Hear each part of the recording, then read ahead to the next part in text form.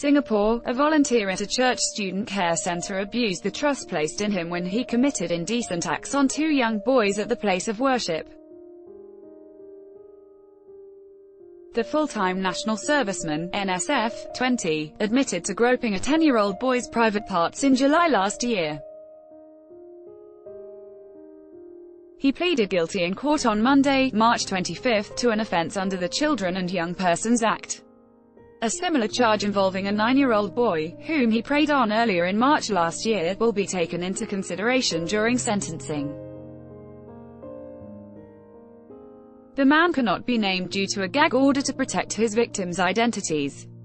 He had volunteered at the church located in the eastern part of Singapore and was assigned to teach children from primary 1 to 4. He got to know the 10-year-old boy in January 2017 and they began chatting on Instagram. Deputy Public Prosecutor Gregory Gan said, "A close relationship developed between the victim and the accused, where the victim regarded the accused as his sibling.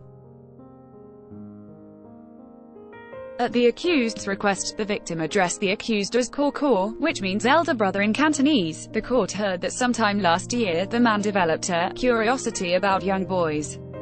Last July, the volunteer told the boy to follow him to a male toilet on the second story of the church.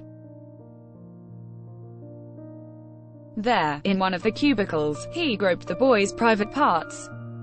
The boy later told his mother what the man did and the care services director made a police report on September 7 last year.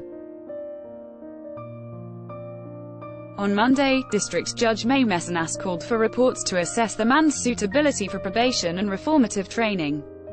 Offenders sentenced to reformative training will be sent to a reformative training center where they follow a strict regimen that includes foot drills and counseling.